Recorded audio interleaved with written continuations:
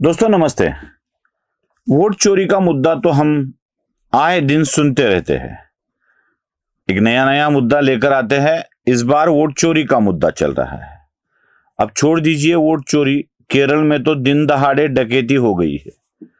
उस डकैती के बारे में क्या कहेंगे। केरल में वायनाड आता है, वायनाड से राहुल आते थे, अब वायनाड से प्रियंका आ रही है। और उसी केरल में ऐसी एक डकैती हो गई है जिस डकैती के बारे में अब तो न बोल पाएंगे न बता पाएंगे। बस कुछ चीजें डालकर टोटल फिगर्स दे के ये बता सकते हैं कि जितना बता रहे हैं उतना तो यश नहीं मिला है भारतीय जनता पार्टी को। ठीक है भाई, जितना बता रहे हैं उतना नहीं मिला है, लेकिन जो कुछ भी मिला है वह बहुत है। और इतना बहुत है कि आने वाले दिनों में क्या होने वाला है इसका अंदाजा लगा देने वाला है। मैं पहले ही आपको केरल के आने वाले चुनावों का भविष्य बता रहा हूं। वहां वामपंथी दल, वामपंथियों का संगठन अब खत्म होने की कगार पर है। जो कुछ भी नुकसान होगा वामपंथियों का होगा, और जो कोई फायदा होगा वामपंथियों के नुकसान के बाद वह भारतीय जनता पार्टी का होगा। कांग्रेस और भारतीय जनता पार्टी ऐसे दो ही पार्टियां वहां पे होंगी। यूडीएफ और एनडीए, ऐसे ही दो संगठन वहां चलेंगे। ये आने वाला केरल का समय दिखा रहा है। लोकल इलेक्शंस के ज्यादा परिणाम दिखते नहीं है ऐसा कहा जाता है, लेकिन लोकल इलेक्शन में ही ज्यादा परिणाम दिखते हैं और जनमत का सही आकलन वहीं से होता है। केरल की राजधानी तिरुवनंतपुरम में जो कुछ भी रिजल्ट सामने आए वो चौंका देने वाले हैं। एक तो वहां पर शशि थरूर जैसा नेता है और शशि थरूर की वहां पर अच्छी चलती है। शशि थरूर के इलाके में म्युनिसिपल कॉरपोरेशन पे बीजेपी कम्युनिस्टों के, वामपंथियों के गढ़ को हटाकर अपनी सत्ता ला रही है भारतीय जनता पार्टी। कोझिकोडे में क्या हो रहा है, वहां पर भी भारतीय जनता पार्टी सत्ता में आ रही है। और यही बात याद रखनी चाहिए कि केरल में अब वामपंथियों का गढ़ ढहने की कगार पर है।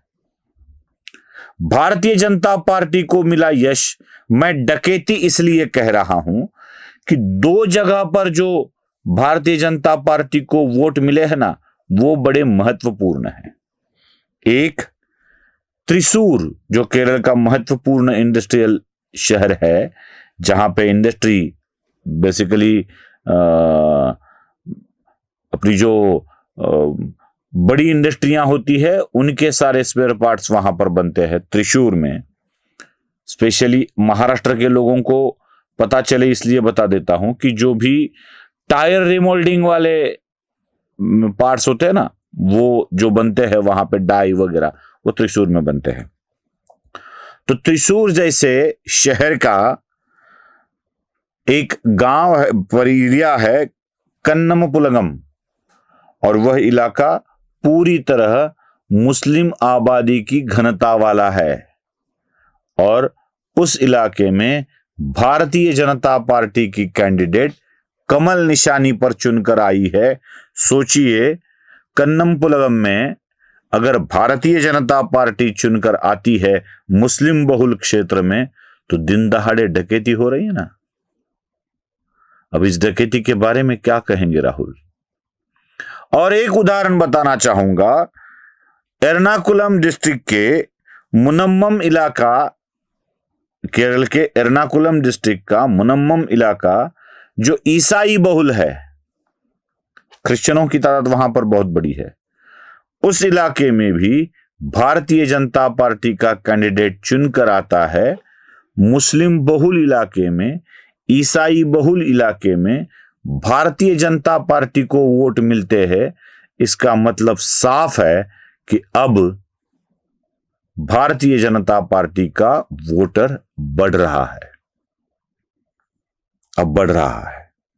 और यही एक कारण है कि मैं इसको मोदी ने डाली हुई डकैती कह रहा हूं। डकैती डाली है मोदी ने सीधे सीधे।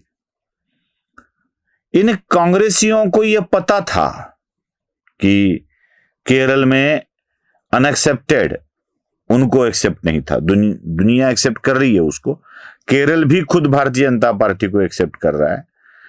कांग्रेस वालों को जिसकी अपेक्षाएं नहीं थी, तो ऐसे वोट मिलने लगे हैं बीजेपी को, और इसकी चर्चाएं बहुत होगी, खास करके महाराष्ट्र में होगी। याद रखना चाहिए, महाराष्ट्र में अगर इसकी चर्चा इन दिनों में होती है तो 20 तारीख को नगर निगम के 57 नगर निगमों में चुनाव होने बाकी है, और उस पे भी बड़ा भयंकर परिणाम हो सकता था। इसीलिए कांग्रेस के नेता पृथ्वीराज चव्हाण ने एक बयान दे दिया, 19 तारीख को देख लीजिए। 19 तारीख क्यों बताई उन्होंने, क्यों 20 नहीं क्यों कहा, क्यों 18 नहीं कहा? तो 19 के बाद दूसरे दिन चुनाव होने वाले हैं, और उस वक्त सरकार बदलेगी, यह जो बोला जाता है वो इसीलिए कि जो जा रहे हैं, जहां डकैती हो रही है, उसको रोका जा सके। और यही एक कारण है कि ऐसी अफवाहें फैलाई जा रही है। राहुल गांधी तो देश को छोड़कर, मतलब संसद को छोड़कर, संसद से देश चलता है, और संसद में अगर राहुल गांधी नहीं है तो देश को छोड़कर कहना ही अच्छा रहेगा। वो चले गए हैं जर्मन के लिए। अब जर्मन में कौन बैठता है, कौन सा जर्मन शेफर्ड होता है, ये आपको पता है।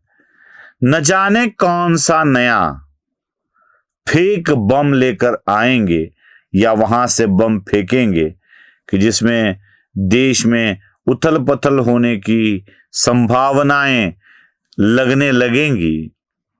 कुछ झूठे आरोप, झूठी कहानियां, मनगढ़ंत कहानियां इनको लेकर आएंगे, क्योंकि जब जब राहुल विदेश जाते हैं तो ऐसे मनगढ़ंत आरोप होते रहते हैं। जर्मन शेफर्ड की मदद से वह ऐसे आरोप लगाते रहते हैं। अब देखना यह है कि 18-19 को जर्मन शेफर्ड क्या नए आरोप लगा देता है, और अस्थिर सरकार है यह दिखाने की वृथा कोशिश की जाती है, लेकिन उस वक्त केरल में डकैती डालकर बीजेपी वोट लेकर जाती है। नमस्ते। स्वधर्म जागृतीचा विधायक बुरुज